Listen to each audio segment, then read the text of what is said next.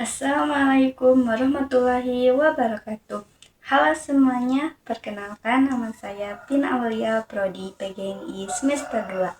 Pada kesempatan kali ini, saya akan menyampaikan materi mengenai etika bermedia digital dalam Islam. Di era sekarang, hampir semua orang menggunakan media digital seperti WhatsApp, Instagram, TikTok, dan berbagai aplikasi lainnya. Media digital memang memberikan banyak manfaat, tetapi penggunaannya juga harus disertai dengan etika agar tidak merugikan diri sendiri maupun orang lain.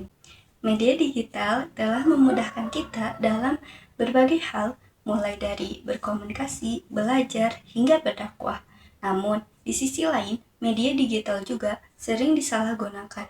Kita sering melihat penyebaran hoaks, ujar kebencian, fitnah, bahkan bullying. Di media sosial, hal-hal tersebut dapat menimbulkan kerugian dan perpecahan di masyarakat. Dalam Islam, setiap ucapan dan tindakan akan dipertanggungjawabkan, termasuk aktivitas kita di dunia digital.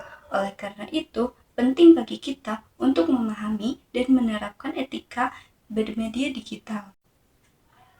Etika bermedia digital adalah aturan, sikap, dan perilaku yang baik ketika menggunakan internet maupun media sosial. Dalam Islam, etika ini berkaitan dengan akhlak, adab, amanah, dan tanggung jawab. Artinya, kita harus menggunakan media digital dengan cara yang baik, jujur, dan tidak merugikan orang lain.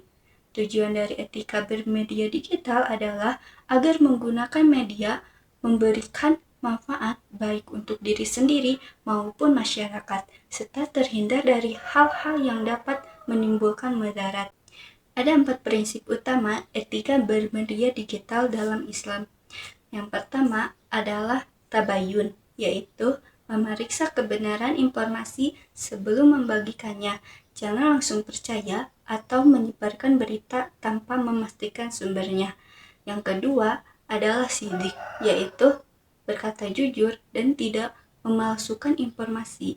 Kita harus menyampaikan informasi sesuai fakta.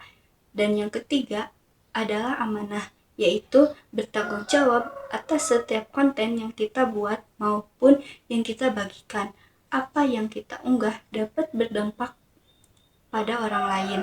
Dan yang keempat adalah hikmah, yaitu menyampaikan pendapat dengan bijak, santun, dan tidak menyinggung perasaan orang lain.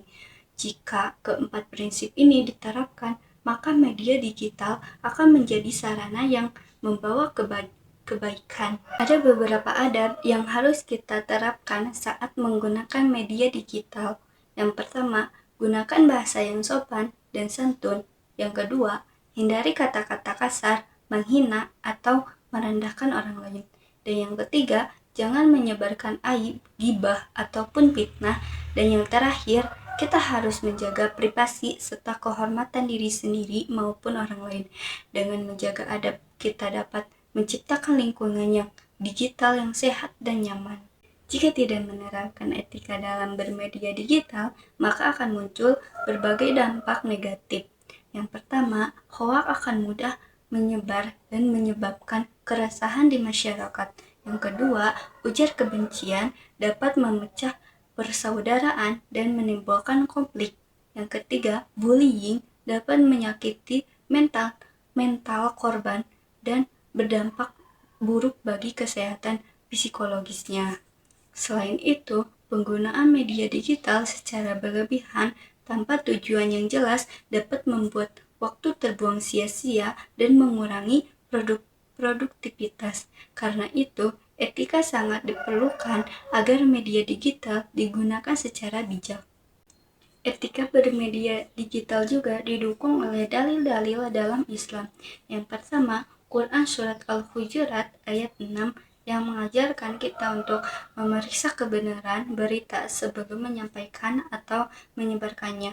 Yang kedua, Quran Surat An-Nahl ayat 125 yang mengajarkan agar menyampaikan sesuatu dengan hikmah dan cara yang baik. Selain itu, terdapat hadis Rasulullah SAW yang menjelaskan bahwa kejujuran akan membawa kepada kebaikan. Dalil-dalil ini menunjukkan bahwa komunikasi di media digital juga harus dilakukan dengan penuh tanggung jawab dan adab.